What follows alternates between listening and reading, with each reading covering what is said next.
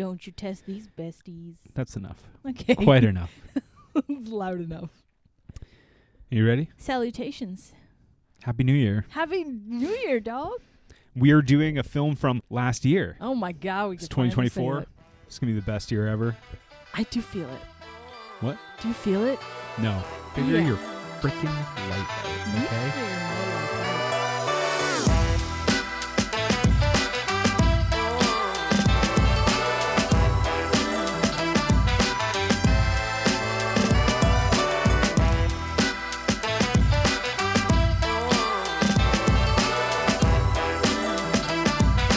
All right, so 2024. Mm-hmm.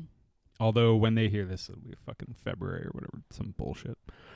Something important I have to tell you. Go on. In fact, I don't have to tell it to you. I have to say something to you. After I went on an impassioned tirade on the Coach Carter episode, go back and listen, about Paramount Plus. You went ahead and you were like, oh, I subscribe to it. You betrayed me. I have good reason. I feel a lot like Napoleon in Egypt at this point. Josephine, you've taken on a new lover. The mountain. Yes. The little mountain. Taken on Yellowstone. Yeah. 1923. That's right. 1913. 1883. 1922 even. 1823. I got all the years at Paramount. Taylor Sheridan is like just the fucking pitch machine where their Paramount's just like, Taylor, we've only made $7 of profit in the last fiscal quarter. What can you bring us? He's like, check this out, Paramount Plus, 1853. What happened that year? Doesn't matter. I'll make it happen. More cowboy hats. Yeah. That's what happened. Yeah, so you got Paramount Plus. So I got Paramount Plus. You betrayed me. I got a goddamn deal. You know I'm a sucker for a deal. Yeah. $5. Nothing is $5. Not even $5. Okay, so you got it through the Amazon Prime app. So my hope is that Paramount is getting fucked by Amazon. For the first time in my life, I'm cheering for Amazon at this point where I'm just like, I hope you are fucking Paramount Plus. Yeah. So much so that Paramount is like, we're going to shut down. We'll be your baby, Daddy. We Bezos. shall release the talented Mr. Ripley to the general public. Yeah. A second betrayal for you. Cause yeah. all I'm doing is getting all the Paramount content and watching it alone. That's not true. I have I quite potentially might have the password to your accounts, but we don't share them because we follow the word of law. Yes, we are lawful citizens. We are lawful of money people. Spending. We would never do that. We would never share these things. No. We love to piss our money away on stupid corporate ventures like this. One time I had to spend $4 and instead I spent $5. That's how much $4 cost now. Yeah. So, political. This is some political satire content. We're really good at that. 2024. $5 only. In 2024, our New Year's resolution is to be more political. That's right. We're gonna be full of just cutting edge satire. Yeah. Okay, here's my first one. Go on. Napoleon, bad ruler. Right? And you know what's crazy about that? You know what's so insane about Napoleon being a bad ruler? Yeah. Today, we also sometimes have bad rulers. Yeah. Isn't that crazy satirical? Isn't it weird how we're like not glorifying bad rulers? I can't believe no one has hired me to be a late night monologue writer with this type of material. Hey, you heard about the Napoleon guy? Hey, you heard about Napoleon? He's out here being bad as hell. He was out here being a filthy little sex pig. He is such a little rat. What a little rat, that guy. But not even in like a cute way. Just in a rat way. Not a mouse. Yeah. A rat. Rat. Yeah. You know what I found out? So, well, okay, hold on. Back it up. Welcome to the dad ceiling, where we talk about dad films. Yeah. Forget that dad market. We are a dad themed pod. I mean, we saw Napoleon a couple months ago, but we also just saw Ferrari. That's Big right. dad energy on Big that dad movie. energy. Good movie. Yeah. Better than Napoleon, I'd argue. But you know what? Of all the dads, every dad except my own dad, who doesn't listen to the show because he's said, and I quote, nor mine, I dislike the content. My dear son, I hated it. It's like, son, I would listen if I liked what you did. Respect. But that's the thing. I'm trying to get. But love the my guy. dad's a big satirist, so I'm trying to get more into the political satire. So, Dad, you're welcome. Okay. We will not talk about The Color Purple. No, I'm sorry, Dad. You're not gonna get it. The Low Ceiling. I'm John. And I'm Pri. You're Pri. We're talking about Napoleon, 2023 film that Yes, seems like half the world hates and half the other world is like, hey, why don't you chill the fuck out? It's all right. Yeah, definitely. I like this movie. Me I don't too. think it's particularly good. You know what? Hot take. Here's my hot take. You have a hot take for later, but here's my hot take. Uh-huh. Napoleon was the Saltburn before Saltburn. Okay, yes. I like them both. It's the Saltburn for nerds. They're meaningless. Yep. And both are good. Yeah.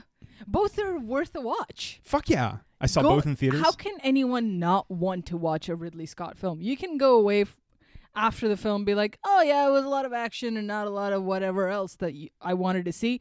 Great. It was still a fun watch, and Ridley Scott blows it out of the water in every battle scene. When are people going to get it through their fucking thick skulls that Ridley Scott doesn't care about historical accuracy? He doesn't give a single fuck. Clearly does not give a fuck. Now, I'm being a little flippant, but he does give a little bit of a fuck. But the dude is a fucking filmmaker. Do you mean like a little Napoleon fuck? You know what? He does like a little oink oink under the table. Yeah. Little guy fuck. Ridley Scott. So I watched a lot of interviews with him. Ridley Scott is a serious man. Yeah. And he takes his work very seriously. Yeah. But I think that what he is doing is he wants to make a movie, and trying to fucking look up a Ridley Scott interview on YouTube these days is the most annoying thing, because half of the videos are just like, all of the historians are very mad at Ridley Scott, and it's like, great, historians fucking go. This is like the one time of year that historians come out and they're like, I have a job actually, and I do this thing, and he was wrong about Napoleon, and it's like, dude, okay, write a fucking book about it, but shut your mouth. Ridley Scott is an entertainer. And he does not sacrifice the entertainment for the historical accuracy. And you know why lots of filmmakers don't do that? Yeah. Because it would be fucking boring as shit. 100%. And if you want to go see something very accurate or very much, which is... Watch a documentary. Go to History Channel to see a moving painting of a chubby little dude. Seriously. No one cares about a tiny little Napoleon.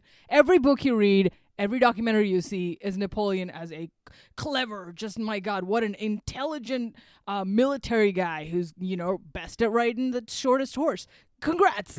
But the whole point... He's best at riding Empress Josephine, the whole too. point of this fucking movie is that it's about showing him as a goofy little guy.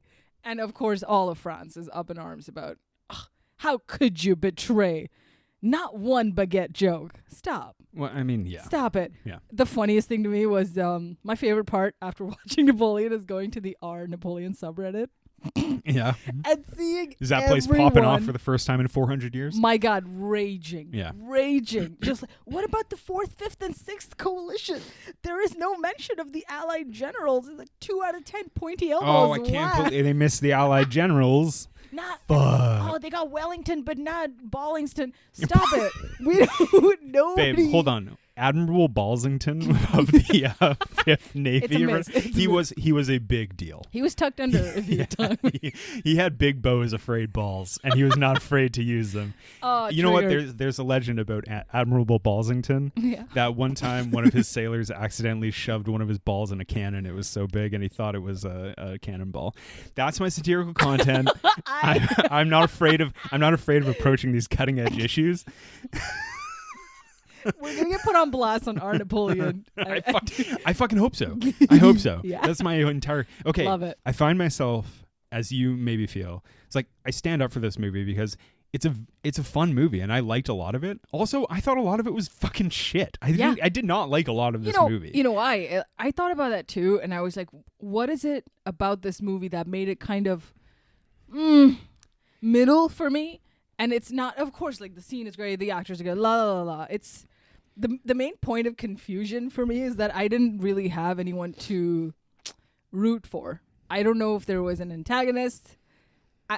You kind of have to hate everybody. Can I say something about that? We've talked about a lot of movies recently where, because we are not smart, except for when we get into cutting edge satire. Totally. But where we kind of question the idea of like, what is this movie trying to say about this thing? Yeah, what's he trying to say? And this movie is kind of like that. Like, what does it have to say about Napoleon? And I have something interesting on that. But this movie doesn't quite say enough about Napoleon.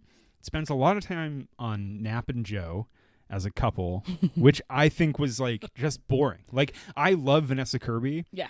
And I thought that stuff was just kind of like, the movie weirdly caroms from like long, just like C-level, like C-grade scenes where you're just kind of like, yeah, fucking move along. And then some that are just like A+. And you're just like, this is great. Yeah. And obviously the whole fucking movie can't be like a battle sequence. Most of the good scenes in this movie are. Yeah. But like, it's all like very well made. But there are like a lot of parts where you're just kind of like, yeah, fucking like, let's but fucking it is move meant this to shit be along. if Ridley Scott is trying to go off on, look at this little tiny little freak who's got mommy issues.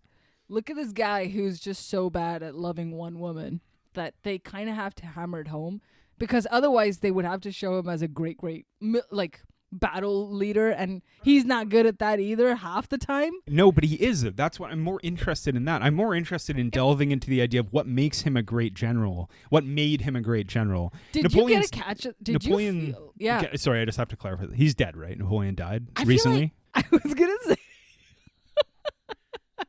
I have a note here that he's kind of a joke, and like, he's a buffoon, right? In the movie, he's shown as a guy. His absolutely. wife hates him. Guess what? He's dead, and you can't hurt his feelings anymore. Yeah, true. But also, like, if Ridley Scott were to make another movie about someone else, fucking Emperor Commodus, and if we were to call it Emperor Toilet, we would all still be up in arms no matter what. The movie, it's about this guy, Napoleon, who is like, he's a kind of shitty at everything except being a military leader. Yes. And like it pokes fun of him at him in a way. But it just never really gets to being like, it's honestly, I got to compare it again to fucking like Burnt. But what Burnt is doing sucks for that movie. Yes. But what it should have been what this movie was doing. Yeah. Oh, that's a fucking great point. And like especially the note at the end where it, like at the very end, if you recall, it says like over 3 million people died during this time period. It's like, yeah, that's the kind of the point is like, he's really great at a thing that's very harmful in a time that was very volatile. Yeah. But they spend so much time on like, oh, you know, Josephine can't get pregnant and I have to marry somebody else. And I just kind of like, I'm like, I don't care too much about that kind of stuff. And there's it just a lot of the muddles the film, in my opinion. Even though we know, because he's already a character you read about in school and the narrative is that he's this incredible leader who's very smart. In the movie, though, of course he's successful at all these battles, but the way he goes about it seems like it's through luck and through just accidentally making it, or someone else saving his life 14 times but that's before like, that's got to be a failure of the film then, to really just show like, cause okay, I don't know a lot about Napoleon. As much as I like make fun of like history nerds who are shitting themselves about this movie, it's not like I know a lot about him, so I don't really care about the historical accuracy of this film. Maybe I'll read a book about it. Doesn't matter. Yeah, and but that sounds like what you're identifying is like a failure of the film to really explain what makes like the Battle of Austerlitz the way it's depicted, what makes it so important, you know? It makes it somehow magical, even because like despite this idiot, they won this thing. Despite his clumsiness, they won this thing. So to me, Napoleon came across as just this goof. But I think with Austerlitz, like that's clearly like meant to show the like masterfulness of his like anticipation of what's going to happen. Yeah. I don't know how accurate that shit is, but like, and then even the Battle Waterloo. of Toulon, the one, no, Waterloo he loses, babe. Toulon, the first, when he like takes the fort and then blows up the British ship and stuff, and like, yeah, okay, I get it. There's not accurate, but whatever. But like, I wish that this movie is so long, and I wish that they got more into that. There is a 4-hour version. Let's talk about something, okay? Okay. I want to talk about a review that I read. Yeah. That actually enlightened me a little bit about this movie. And then I want to talk about the director's cut. Go on. Yeah. So I read this review. It's the Rolling Stone review, and it's by David Fear. Mm-hmm. And it's called Ridley Scott's Portrait of an Empire is a Total Douchebag. Which I was like, I was kind of, honestly, I was a little skeptical reading this because the buzzy title, I was like, oh, what? Okay. But the point of this review I thought was like really interesting. He posits that it's like, does Ridley Scott see himself in Napoleon? And is there some sort of like hero worship to the great man that was Napoleon. Ridley Scott, like, it's kind of feels that way in some regards, and then in other regards, no, Ridley Scott also sees him as this buffoon who can be like good at this one thing and not good at other things. You know, Ridley Scott, famously a prickly interview giver who tells the French to fuck off if they criticize him and things classic. like that. Which the second greatest thing about getting a new Ridley Scott movie is the press cycle of Ridley Scott going around telling people to shut their fucking off, mouths. just watch my film. The review posits this idea that it's like, does Ridley Scott see himself like this, right? And then he has this quote where he's like, the portrait of an empire is not just the portrait of an egoist or an eccentric, but as a total fucking douchebag.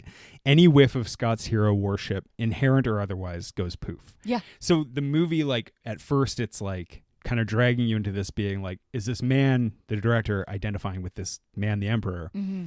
But then the deeper we delve into his psyche, the more you're just kind of like, no, because the way Joaquin Phoenix portrays him is like he's a buffoon. He's a blowhard, kind of, you know? And interestingly, I watched this interview with Ridley Scott where the interview asked him, he's like, what was Joaquin Phoenix like when he came into this project? Like, what was it like working with him? And Ridley Scott said, like, Joaquin's greatest strength is that he is so insecure. And he's like, it's not a weakness, it's his strength. Mm-hmm. So every day, Joaquin would tell me how much he didn't want to be there. and was like, I don't want to do this. I'm not sure if I can do this. And every day I would have to coax him into being like, no, you have to be Napoleon. Yeah. And that comes through. Like, do you agree with that? Like, it comes through in the performance, right? 100%. Because, again, like, if it wasn't for him, I don't know if the movie would be as fun to watch.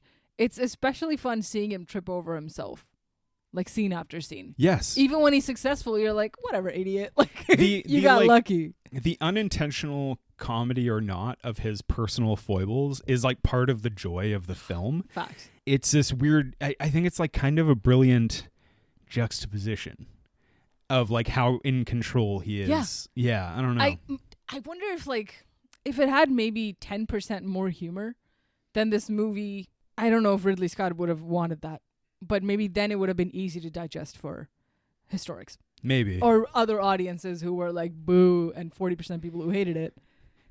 Do you think that some of the reception of the film is that there is like some parts of this movie are kind of like seemingly unintentionally funny? Yeah. Something I found hilarious about the film is when Napoleon decides that he wants to have sex with Josephine a couple times. Boy. Yeah. He just like, he goes at it in such a crazy, frantic manner that it's like, quite honestly, it's very funny. Yeah, it's excellent. But like our theater was a little bit like, that's, I mean, yeah. It's like, it's kind of like, that's really funny. He's very much making pig noises. He's grunting at her from behind her and being like, I'm coming like, to get you. Like he seemingly like makes this joke where he's like, oink, oink, and then he approaches her and then he fucks her like he's, I don't know. He's got to go to battle. Yeah, like he's got to get it done in like 15 seconds so that he can go, get back to doing what he does best, which is not fucking his wife, apparently. Yeah. Yep. So I want to just one more quote. This is kind of a long quote from this review, but I did like it. So David Fear, like, he wasn't totally into this film, and like he was very critical of it, which is totally fair. I agree with everything he kind of said, but he has this quote at the end where he was like, "What you're left with isn't a legacy, an insight into a complex Napoleon, or even a treatise on how the ego of one can wreck the lives of many. Instead, you find yourself mulling over an incoherent epic, one whose shortcomings aren't trying to make up for stature or status, but arise from an uncertainty of perspective." Mm-hmm. I agree. Mm-hmm. You begin the film chuckling over the idea that Scott might see something of himself in this legendary tyrant. You leave wondering whether he just views this historical strongman as nothing more than an excuse to dress up actors and blow shit up. And I was like, exactly. Yeah. I agree, but that's also what makes it fun.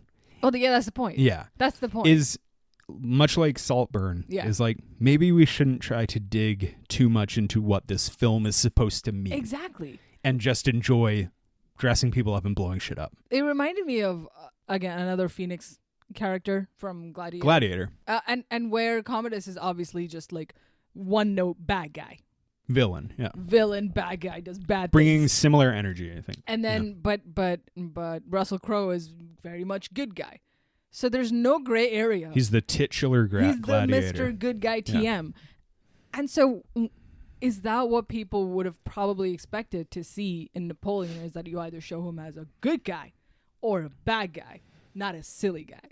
Well, you showed him as a goofy guy. Exactly. And that is like harder to digest because that makes him more human. That makes him more of like a relatable rat. Yeah. People wanted a fucking none of that duality of man shit. They just no great. But I also I think there is like something this movie gets at that is hard to digest. What you're talking about is like the fact that you're like, the guy was good at this one thing, which is awful. Yeah. But you also kind of have to be not a totally all there person to also be great at this type of thing. Right. To have this be the great work of your life is how incredible you are at murdering a bunch of people in warfare. So I don't know what the problem is. It's like if any other military leader, if we were to create a movie, is the shortcoming that he wasn't portrayed as great.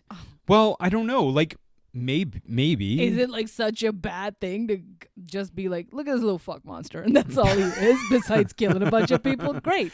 No, I think every movie should actually be like, the premise is, hey, look at this little fuck monster. Feel like I think more movies are kind of suffer from not being about that. Yeah, dude. You know, I honestly for the longest time thought that Lilo and Stitch was about, hey, look at this little Hawaiian fuck monster. Turned out to be a little koala bear who hangs out with a young girl, and it's like, come on, dude. Monsters Inc. Same thing. Koalas. Chlamydias, the guy's that dude's got one eyeball. He's got one other body part too. That's true. Yeah. Just like Hitler. Wow. Hitler had two. Not a direct. Yeah. Did we? Oh. Okay. Man. Now, the other thing I want to talk about is the director's cut, which has not been released at the time of recording. Right.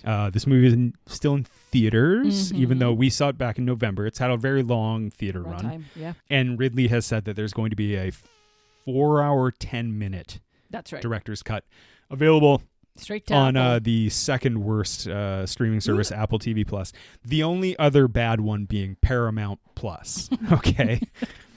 It's $5. Actually, look, I'll concede this to Paramount Plus. Yeah. Apple TV Plus is a lot worse. Dog shit. Yeah. Apple Sorry, TV Plus sucks nothing ass. If you want to watch one program a year, get Apple TV Plus. Apple, shut up and dribble your iPhones, okay? Shut up and dribble your iPhone. I want to talk a little bit about director's cuts. Go on. Because, as we well know, the Kingdom of Heaven director's cut is probably the best one of all time, in my opinion. Definitely. Ridley Scott has established himself as like the king of director's cuts, right? Mm-hmm. Do you think this director's cut will be better than the original, full cut? Do you really? Do you There's think so? not going to be any downfall. What are we going to miss? Not more battle scenes or not more weird fucking? I feel like most of this movie already sort of feels like a Sofia Coppola's Josephine cut to like. That's an insane thing to say. It couldn't be more different. There's so much Josephine, dude, in this. Yeah. This is just a Josephine film for a great But deal. Vanessa Kirby is like one of the greatest living actresses. Sure. Like you have to I'm have not saying her it's a a bad bunch. thing. Yeah. I'm not saying it's a bad thing. It's just going to be a lot of. There's two big people you got to see in this movie. One person is most of them. In a 4-hour cut, you might get more of that. I would like to see it, but I do kind of wonder if like, because, okay, Kingdom of Heaven, the original cut was like, people were like, wow, this fucking sucks ass. And then Ridley was like, well, if I had made it the way I wanted to, I would make it. Then he did, and people were like, this is incredible. Us, like, I even think maybe we overrate it a lot, but I truly do think it's like the best director's cut because it's a banger. It makes a shitty movie into a potentially great film. Yeah. And lots of director's cuts don't do that. And the difference in quality between the Kingdom of Heaven theatrical versus director's cut is so vast. And I wonder if that will happen with this movie as well. Because Ridley has like been trusted to do it. He did the same with Blade Runner. Like, it's not not unheard of. Yeah. But like I was thinking about other director's cuts in great or other director's cuts. I want to talk about a couple of them. So we know Kingdom of Heaven is great. Blade Runner has been like there's like the definitive cut. I think it's called the final cut, which is the only one I've actually seen. And it's like purported to be like the best version. You and I, we watched the Apocalypse Now Redux. Right. Now, Coppola Yeah. does not think that's the definitive version. Oh, interesting. Yeah. He prefers the theatrical cut because he thinks Redux is too bloated. I can't compare. I've only seen the Redux. Yes. And I can only really remember seeing Redux a lot. Like, I don't have enough memory to really think of... Like, I wasn't alive back then. But when it's going to be so, like, epic of this nature, don't you want it to be as immersive as possible?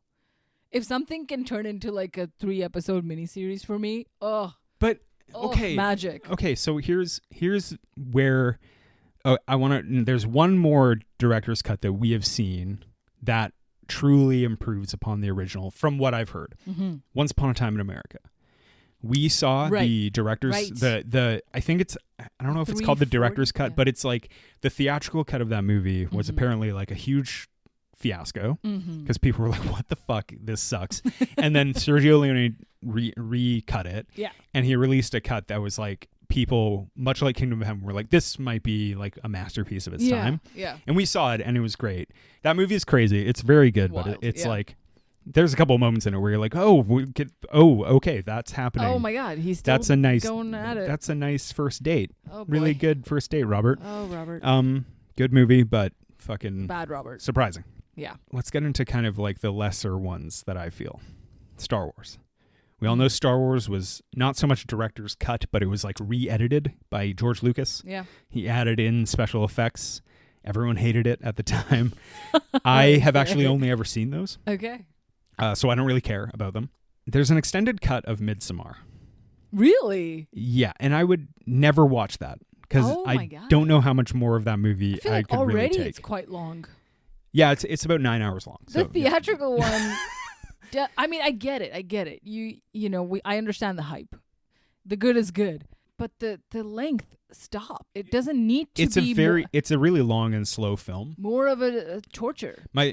And I've heard that a lot of the parts that lengthen the movie are like another fucking Scandinavian meal that they're having or whatever. Right. Like it's a lot of that stuff, and it sounds like it's going to turn into a Beau is Afraid. If you make it any longer, it becomes more insufferable. I mean, I will give credit to Beau is Afraid. Beau is Afraid is a lot quicker of a film than Midsommar. Midsommar is better, but really? But like I think Beau is Afraid is like at least moves through some scenes, whereas like Midsommar is like, a lot of the parts I hate about Midsommar are like, all right, we're going to watch this like Scandinavian ritual and it's going to take 30 minutes of your time.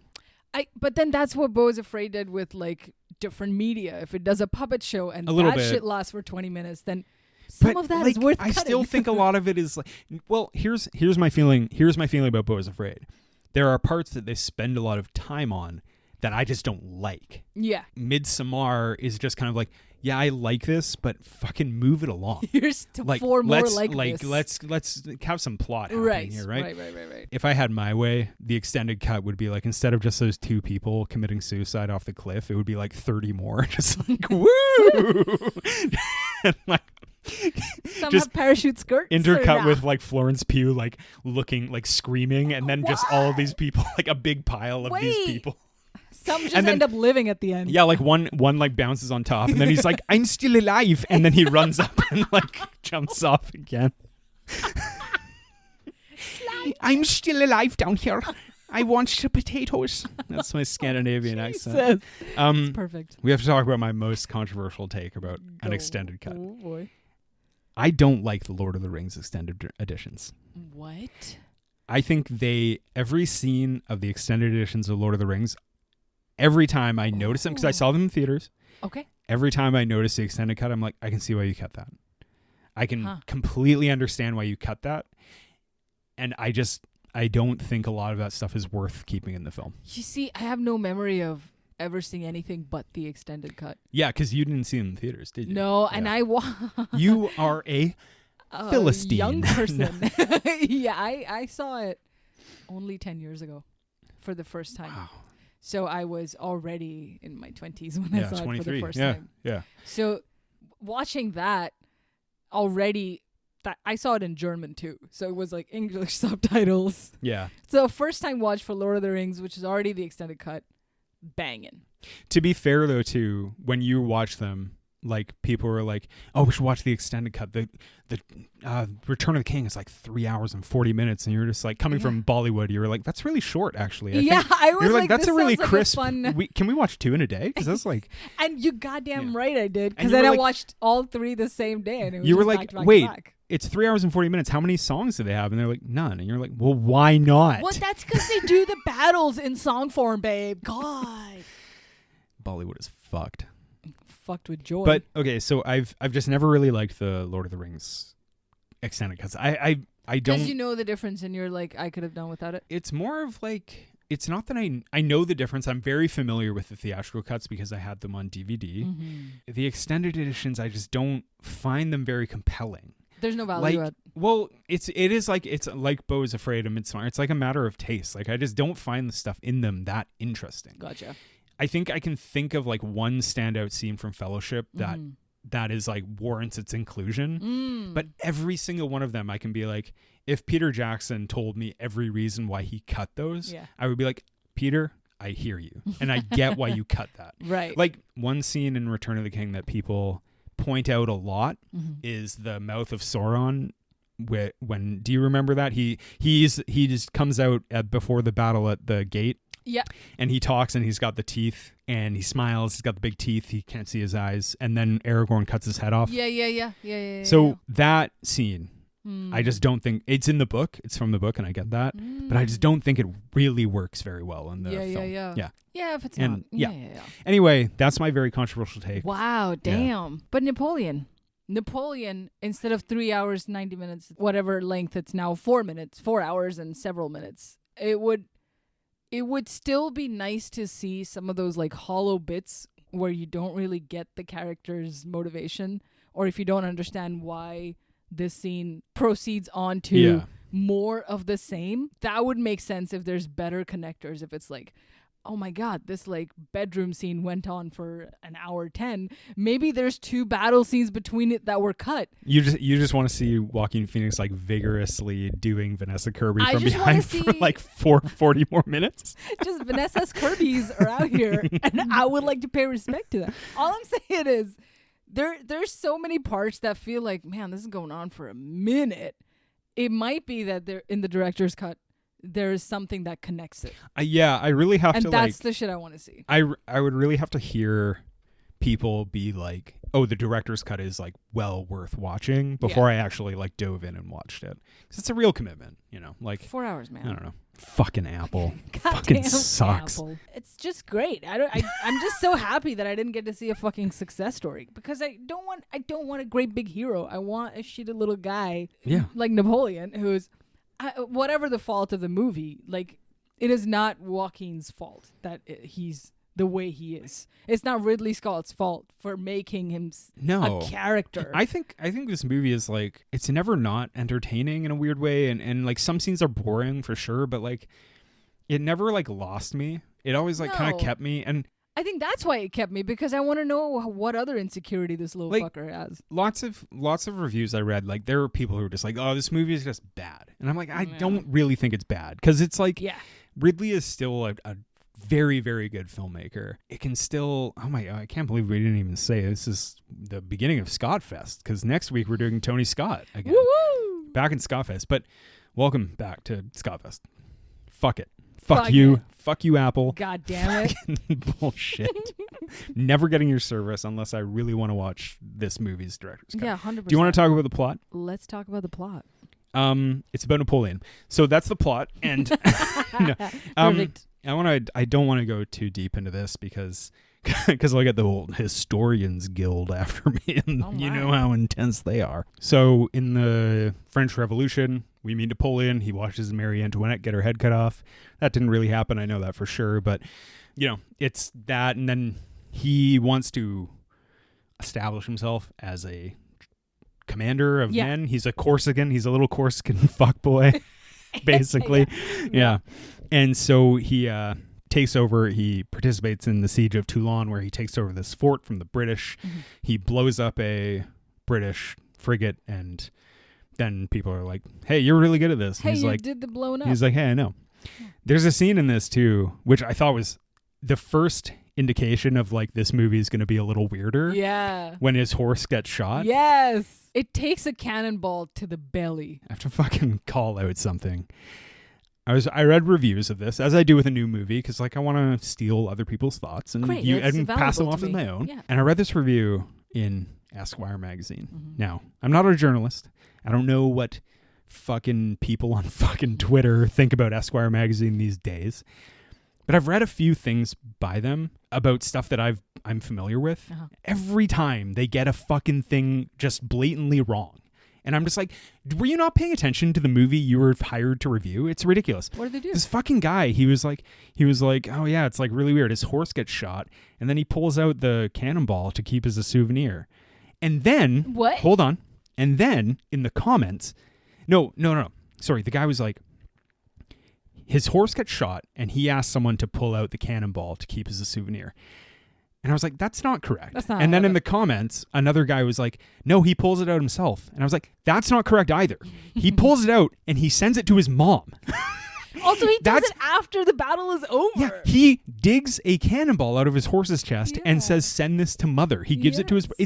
It's so annoying because the review was like, no, it's way more interesting than you're giving it credit for. Because like, it's such an interesting scene. His horse it's very gross. His horse fantastic. Gets like full on in the chest. Ooh. Then he pulls out the cannonball. He hands it to his brother who's with him. He says, send this to mother as a souvenir. Yeah. It's a fucking great moment. Mm-hmm. It is really, truly a fucking cool moment. Which is excellent because after his horse takes the cannonballs to the chest, he falls off the horse. He's like stumbling through it. And for a while, he just seems to be lucking out by not getting hit. Someone is in the way. He's like deep in it. He's like kind of in a daze. Not even a good aim. He can't get a fucking shot right. I don't know if it's because of the, cannonball to the chest, but it makes it seem like he's not a good fighter. I think that's kind of the point though, is that good. He came up with the plan. Yeah. And but the unfortunate scary aspect is he's got to fight too. Right. And it's like, he's like, oh god damn it. No horse, no nothing. I have to say, like, at this point when I was seeing this, I was like, this scene is fucking awesome. Yes. The whole every fucking battle. Spoiler alert, every battle scene is fucking blows great. It out of the goddamn. A lot of the film also is like it's a shame we're doing this so late because it's like you should try and see this in theaters if you want to at all. It is phenomenally filmed. Mm-hmm. And a lot of it is shot in Malta, and it's like just these beautiful like narrow streets and stuff, and like it's just so fucking cool. Like this scene and other battle scenes are just amazing. There's another scene specifically that I think a lot about. I think I know what you're talking about too. So after that, like more fucking French history shit. The French Revolution ends. The Reign of Terror starts. Yeah. He meets Josephine. She was a former prisoner aristocrat who was imprisoned and then freed from the prison. I think she's got her head shaved, and then he meets her and they become madly in love, and he becomes a horny little fuckboy. Yeah. A horny Corsican fuckboy. Yeah. After just being a normal Corsican fuckboy. Tiny little rat. Yeah. Tiny little fuck rat. Oh, God. Yeah. And Vanessa Kirby is really good in this. I don't think... Maybe the director's cut will remedy this, but I don't think her role is particularly fleshed out. Pretty hollow. That's what I'm Yeah. saying. Like, that's why maybe you need a director's cut to give this person more substance. Can I give a comparison? Yes. Eva Green. There you are. In Kingdom of Heaven. Yes. She's back at it. Terrible in the original cut. No. And then in the director's cut, you're like, she's fucking incredible. She might be the best role in the film. What a fucking loss that like a director doesn't have say in how their movie ends up shaping the character at the end of the day. Like, because what a day and night for Eva Green's character in Kingdom of Heaven to go from this shallow slut to like a mother grieving her dying child. I'm really gonna call her the S word. I just mean like, like that is the wrong assumption that she is like a just a whore. But it's like, no, I wonder, she's got motivations. It's funny I didn't do this research when we did that episode. Go back and listen. Kingdom of Heaven is awesome. Banging. But like, I really wonder what happened because Ridley was like he was still a big deal in 2005. Yeah. And I really wonder what happened where it was like, I mean, I think it also speaks to the fucking difficulty of making a goddamn movie, especially under a big studio or whatever. It's like they do want control, and also like as we've seen with a lot of the blank checks a lot of filmmakers have been given to make movies, that sometimes it's like sometimes you need people to control them, so that they don't make like ridiculous over the top pieces of shit. Right. No, I don't mean this literally, but like Beau is Afraid kind of is like bloated. Well, you get two major hits and like, then it's like, I'm gonna fuck around with this one. Yeah, really and even like this movie's for me and not for the audience. It's kind of a weird catch-22 where it's like with Ridley and Kingdom of Heaven, you could be like, well, the studio wanted it under a certain length and they could only do this, so he had to cut like huge parts of it, and then the movie ends up being shit, and it's like, well, fuck the studio. And then I think you don't hear about the situations where like a very skilled producer or a very skilled something or rather in the system was like, hey, maybe we need to do this to make this film better, and it actually works. Exactly. Because nobody wants to believe that the director is not the ultimate auteur, which is fine. Like, I get that. And I don't know. Like, I don't know what I'm saying about it, but it feels like a bit of a catch-22. Yeah. Whereas, like, it's so funny that Ridley, it's like seemingly Apple, because Apple clearly doesn't give a shit about like making money with Apple TV Plus, because if they did, they would make good things. Make good programs. Yeah, they would be like, oh, we should make good things that people want to watch. But with Scorsese and Ridley, they're both getting appled right now. Like, Ridley release it under 3 hours in theaters, but we'll give you a director's cut. Yeah. And it's kind of like, well, just give them the director's cut. I know. But then again, during the holidays, people aren't going to want to spend 4 hours at the theater, I think. I think the number would scare people off. Already definitely. 3.5 hour plus runtime. But okay, here's the thing. Here's a question going on the director's cut. Ooh. If it is re-released in theaters, would you go see it? In the theaters? Yes. No. The director's cut. I wouldn't. I would. I think, and I know why you would, because like you do, it's too much of a commitment for me to want to enjoy the missing parts to sit through. Try getting laid off, okay? Then you'll have time. Yeah. I think one of the big reasons I enjoyed Kingdom of Heaven is that I got to just like sit in my home and watch it. Yeah. And you can like go pee when you want. Like you can. Yeah, true. It's long, man. I gotta go get up and walk around for 2 minutes and then come back to it. But then that makes it feel way more immersive than being trapped at the cinemas for 4 hours. But something like Killers of the Flower Moon didn't feel like you were trapped there, right? Because it really good fucking movie. Really good movie. Clearly. And like Killers is just under 3 hours, right? But it doesn't. I wasn't bored, but you know what? Could have been shorter, man. Yeah, I think so too. And I think that about The Irishman, and I love The Irishman. Yeah. But there's something satisfying about like sitting through those epics at the cinema and being like, man, that was worth it.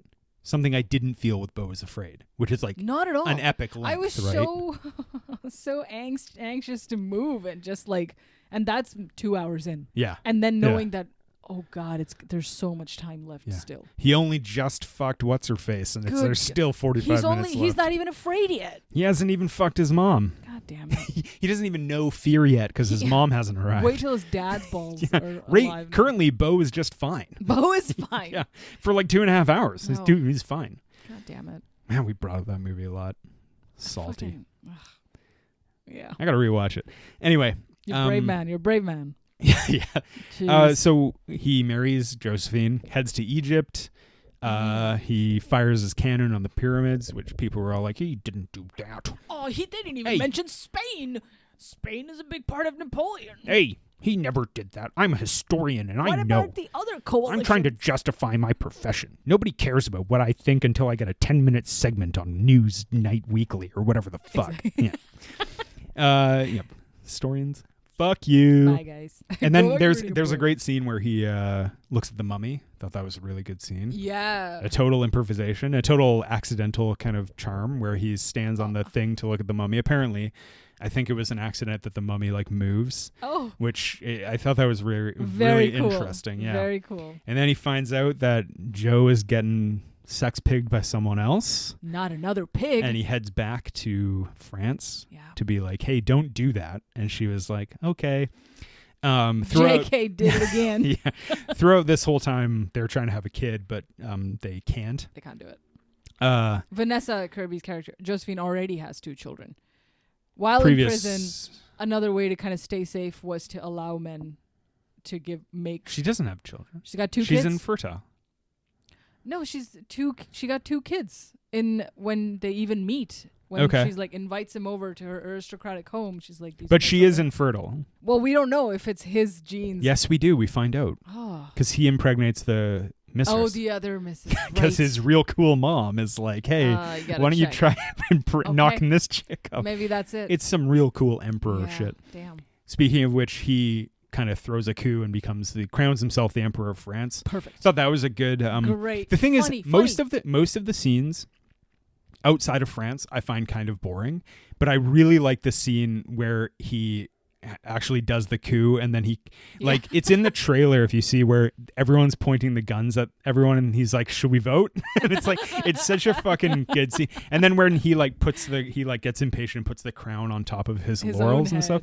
Thought that was very cool. Well, he is a narcissist, and all that stuff is plain to see, and it's great. I gotta say, I really love Joaquin in this, and I don't like Joaquin a lot as an actor. You're not a big Joaquin guy. I'm not a big Joaquin fan. I think I said it in the But Was Afraid episode, but I really think he's fucking perfect in this role. I think he's excellent. Yeah, he heads to fight the Austrians and the Russians in the Battle of Austerlitz. Sure. One of the more like striking sequences. It's like I love Ridley and me really connect on the cold blowing snow in the gray landscape kind of vibe, which I just think is like, he does it in Gladiator, and he does it in Kingdom of Heaven. That like those digital snowflakes that he does are so beautiful and perfect. Such a big fan. And I just love that like that dry snow in the barren landscape is so sick. And then in the battle scene, I mean, it's not even worth explaining. It's so fucking cool. It's fantastic. That's all you need to know. Again, not accurate, I don't think, but really, really well done.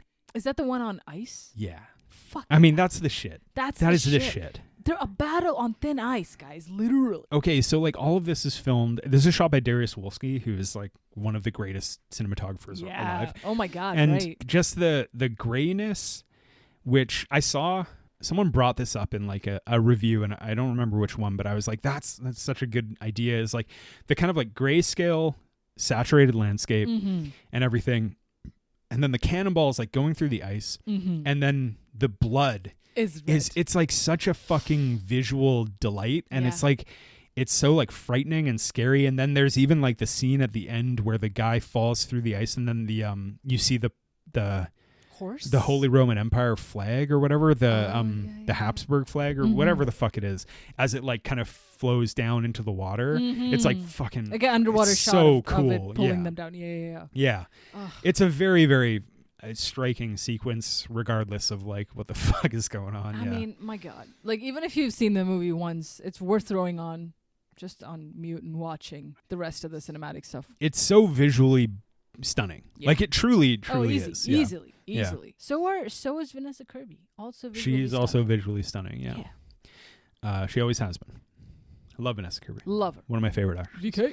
Afterwards, he kind of sets a truce with the Austrian emperor, but not the Russian emperor, Alexander. And then his mom shows up about midway through the film and is like, hey, knock up this girl and see if you're actually infertile. Yeah. And he's like, okay, that'll be fun. And then he does. And then it turns out, so she's infertile, so he divorces her, and he quasi imprisons her in like a mansion where she sits wistfully for the rest of the movie and wishes for him to come home. He's like, well, I'm gonna marry some other woman and have kids, gotta do the and babies. then I gotta head out because I gotta invade Russia, which is very, like, even I know a little bit about it. It's very famous when he invades Russia. I think the best scene in the film is when they're walking through empty Moscow. Oh my God. And when he goes into the church, and it's the throne thing or whatever is covered in pigeon shit. Yeah. And then when they burn it, that whole sequence is phenomenal. They don't burn it. The Russians burn it down. The Russians burn it down They're themselves. just like, well, if we can't have it, no one should have it, so fuck you. Yeah. Fantastic. And Napoleon was very impressed with that. Apparently, that is historically accurate, that Napoleon was like, wow, these guys are real G's. I mean, these fucking dorks, man. They want historically accurate movie. No one in this movie has a French accent. They all have a British accent. Yeah. So what is up with the accuracy shit? Nobody is doing the ha either. I don't think any of the fucking principal actors are French. No. We watch Ferrari where everyone does an Italian accent. Okay. Can we just say one thing about Ferrari, though? Yes. Adam Driver is so good in that fucking movie, dude. He's fucking great. He's like... I was like, is this an Italian guy? It's a movie. It's a movie where it's like, okay, Italy, I love you as a country. Yeah. And I understand if you're just like, this is ridiculous that an American, even though one of the greatest American filmmakers, Michael Mann, is making it. But Adam Driver is stunning in that fucking film. Hell yeah. I love him in that. If you're going to do an accent, do it like that. Or, like Ridley Scott, forego it. He also, not only is he doing an accent, he's got to play someone who's like 20 years older than he is. Convince me, though. Ferrari, fucking, for all the dads out there who are our new listeners. Yeah. Ferrari rips. Everybody I really enjoyed Ferrari. Yeah. Enjoyed the low ceiling. If you tell anybody about this podcast, only tell their dad. Only tell dads. Tell them to tell their dad. Yeah. Yeah. Exclusively. Yeah. Yeah. After the burning of Moscow, Napoleon retreats, comes back. He hears that Josephine is unwell, right? No, sorry. He leaves Moscow. He comes back. He kind of abandons his army, and the French rulers are like, Oh, yeah. hey, Napoleon, that's not cool. We're going to send you away. So he goes away to Elba, his first retirement, forced retirement. That's right. He hears that Josephine is sick, and he wants to return to power in France. So he comes back, and he goes to the house that she's been trapped in, and she's died. That's actually a very sad scene, I thought, where he doesn't arrive in time to see her. That's where he meets Josephine's daughter, her daughter, who's Yes, now right. I recall. ripe of age, and she's like, well, she's like an adult. Yeah. you weren't here. Yeah, I thought that scene was very like emotional and well done. Beautiful. Actually. Yeah. Yeah. The King of France sends. So he sends the 5th Regiment to stop Napoleon, and this is a scene where I hope that the director's cut can shine some light on, because Napoleon is like, hey, I served all you guys. You remember how much he loved me, right? You know, lovable old scamp Napoleon. Of course. 5'1" Napoleon. I'm a little silly goose. Yeah, I'm just a little guy. I'm a little guy. He's like, hey, 5th Regiment. Oink, oink, oink. All the nerds like, what about the 6th? Oh, go away. You know what the 6th Regiment was doing at the time? So fucking jaying their so D's. good. Yeah. Fucking big. Blow. It's in history, the 1815 6th Regiment circle jerk was a big thing. Just sipping bathwater, doing nothing. Just fucking As salt our burning. good friend Steven says, #bring a straw. Just What a salt legend. burning over in fucking Oh, 100%. Nice or wherever the fuck. Who gives a God, shit? Who gives a shit? The 6th Regiment, worst. Not even the good one. I've seen better. Yeah. We've seen better regiments. But he's like, hey, we served together. Like, why don't you, instead of stopping me, why don't you join me? Retake France. And the 5th Regiment is like, that sounds great. Now, Napoleon doesn't spend really enough time with his troops that it's hard to buy this scene. And I hope that the director's cut can shed some light on that. Exactly. Because the movie is like doing two things where it's like, great general, fucked up guy. Yeah. And it's like, I want more of the great general bit. Yeah. Even though like. Even if he's a faulty general. Okay. Here's the thing though, is like, I understand that there's the way that I read things, there's like a critical consensus that it's like, you have to talk about how people from history were really bad. If you don't, then you're a terrible film. Thank you. Yes. And I know that Napoleon was not a very good guy. Yeah. But I do want to see that like great general shit. I want to know. I totally get it, but I feel like a lot of the complaints are that, why are you showing him as a fucking twat? 'Cause why not? Yeah. Why not show him as a twat? Yeah, why not? And also someone is good at battle, but You I know don't know. I feel like it goes against a lot of the sentiment. It's like, yeah, but historically he was so smart and super. You know what? I don't want to turn on our audience. I think it's the dad market. I think dads are just like, Yeah, man. I kind of thought of myself as the Napoleon of the household. And now it's all, the woke mind virus Sorry to the is short kings. infecting middle America. They've done it again. All right, dads. Thank you for listening. We love you, but goodbye. Goodbye. Checked out. Join my dad in not liking our show. Wait till we get to our dad's subreddit and Yeah. put on blast. So he retakes the throne of France, and the British are like, we're gonna get off our boats finally. Yeah. Stop fucking jaying our sailor D's. Yeah, man. And we're gonna get on land. And we're gonna kick your ass. And the fucking guy who plays the fucking Rupert Everett. Rupert fucking Everett. Fucking What so a good, king. man. Love the guy. A dude who was just like such a fucking fox in the early 2000s, and was just a beautiful, most. He was like more British than Hugh Grant, and just so fucking. Man, he's gotten older. He's great in this movie. Yeah. I fucking love him in this. He's fantastic. He's not there for too much. No, what's it? Wellington, Duke Wellington. Yeah. He's just like the only other general outside of Ballsington. This is like, yeah. I'm sorry. Much respect to Wellington. Go on. Yeah. He's just like, Incredible. I shall show this Napoleon what's what. Yep. And boy, does he. Yeah. He's like, Ballsington? Out of commission. Pack my bags, Not today. Mr. Ballsington. And then the Battle of Waterloo happens. Yeah. And beautiful. Spoiler alert, Napoleon loses in that one. It's okay, he's dead now. Yeah, he's been dead for a couple years. Sorry, guys. Spoiler He died before Prince. I'm just saying a lot. I was going to be like, wait. Yeah. That's a long time Died ago. before Bowie. Wow. Yeah, and then Napoleon gets captured one more time, and they send him to St. Helena, yeah. the island, and that's Just off to a fucking rock. gone. And they're like, enjoy this rock. And he's trying to just being bored with his 2 young children. And he's like, I'd rather drop Still dead. wearing his hat and his admiral's uniform. Yeah. I like that scene at the very end. It's I thought that was great. very good. It's yeah. great. Yeah. Yeah. He's still trying to go out as himself. Doesn't matter. I think there's like, I think that scene actually encapsulates an idea that the film doesn't fully grasp at. Yeah. But where he says, like, he's talking to the kids and they're like, they don't know about his exploits. Mm-hmm. And he says something like, sorry, I've only seen this once, and it was in November. So. Yeah, we only saw But it in the he was cinemas, like, he said something that he was like, I was once like the greatest general yeah, and they kind of in giggle it Europe. off. And they're just like, shut up, Dad. They're like, yeah, go tell other dads. Yeah. We're done with this. Go fucking talk to him about it on Joe Rogan. And then they go back to doing Yeah. their TikTok dance. It's great. Yeah. And then he dies. I thought that was really, really good. Yeah. Beautiful. Just like just a nothing end for him. Mm-hmm. Fitting. I think that those endings are really effective. Yeah. When people die in obscurity, kind Yeah. of. Because the fun irony is that, like, yes, at the time Napoleon died not so much in obscurity, but generally, like, it's like the world is moving on without a person like Napoleon. Yeah. And then it's like this dude, as we know now, with all the Mhm. historians pissing their pants over this film, it's a big deal. He was like a very big deal in history. I like those kind of endings where it's like it's extra sad when it's like, dude, you don't know how important you were to the world. Yeah. You know? Yeah. That's why the people are mad. I guess so. That's why they're like, oh, he didn't get his comeuppance as like a medium-sized rat, and now they're only showing him as a tiny little rat. Like, all right, watch Napoleon 2 when it's 7 hours long. And I can't wait. Catch Yeah. up. Can't wait for Napoleon 2. Yeah, dude. About literally Napoleon 2. Fucking, that's right. Napoleon II. I keep thinking it's gonna be like a Beethoven type movie where it's a dog named Napoleon, but it's It teeny. was Napoleon Dynamite. Oh, That was man. a banger. All right. All right.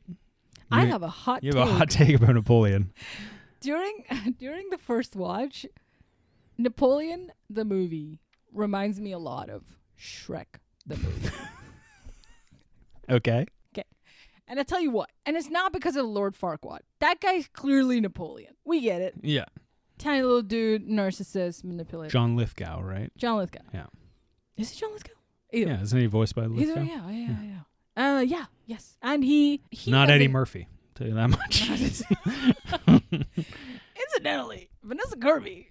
No, she's not Eddie Murphy. It feels like they try to show this like brutish ogre who is Napoleon as also the movie Shrek, where it's like he's just not going to be likable because he's just good at battles and nothing else. Because that's what everyone thinks about him. That's like, Yeah. But then he falls in love with another sweet pretend ogre, Vanessa Kirby. Yeah. She's kind of a fuck rat. A little bit. I mean, So is Fiona. she practices infidelity. There you What's are. the word for it? She's Yeah.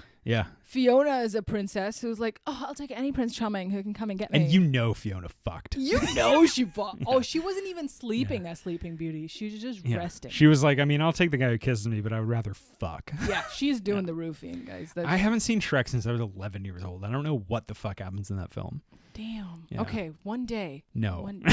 When the two 4-hour put my, Napoleon comes out, yeah. I'm gonna cut it out and Put my it. foot down and say no. Say, hey. You don't want to see the Hey, Napoleon of our no. times, Yeah. aka Shrek. No, the Napoleon of our time is this film, Napoleon. Oh, right. Yeah. Another lovable ogre. Well, kind of, yeah. Kind of. Yeah. Except for... It just made me think of it. And Donkey is Britain. All right. You're going to have to write this up on some other platform because I'm not sure Hey, if what I'm... the heck? Yeah. I'm not sure if I'm I'm getting just it. saying. Lovable guy. Misunderstood. Just wants his own swamp. You could say that about so many films, though. You could say that about Beau's Afraid. He's not lovable. Beau is not lovable. Nothing likable about Beau. Not good at battle. Can't fuck. What? What are you saying? Huge balls, You though. have a terrible... It's true. Shrek. Yeah. Shrek and Beau. Big balls. We're going to wrap this up. This was fucking dope. Go watch Napoleon. Try and guys. see it in theaters if you can. It's a very I like this cinematic. movie. I mean, yeah, I like it. I think people are really hard on it because you know what though, they're kind of like that with every Ridley Scott movie because if you look at fucking House of Gucci too, people are like, well, that never really happened. And it's like, yeah, who gives a shit? It's fucking Adam Driver being a fucking crazy extra Italian, which he clearly learned from for Ferrari. I'm sorry, I think you mean Jared Leto being crazy Yeah, Italian. that's the thing. Adam Driver is like the most chill in that film. And then they have like fucking Lady Gaga and Jared Leto. I don't think people, I think people need to like just enjoy the film. Like it's a good movie. Yeah. It's a good movie. Take a big bag of popcorn. Yeah. It's going to be loud in there. Your crunches won't be louder than the battles. And fucking grab that cannonball, send it to mother. Totally. You know what I'm saying? Yeah. Dads, you know what I'm saying. Dads, you know what's This up. has been The Low Ceiling. Evan John. I'm Next free. week, we're doing a better film and also one of my favorite films of all time. we're not going to say what it is. No. We're going to tune in next week. It's a Tony and find Scott out. movie, but I'll tell you that much. Yeah, boy. And it fucking rules. Mm-hmm. And all I'll say about it is that forgiveness is between them and God. And it's just up to me to arrange the meeting. Thank you for listening. Bye.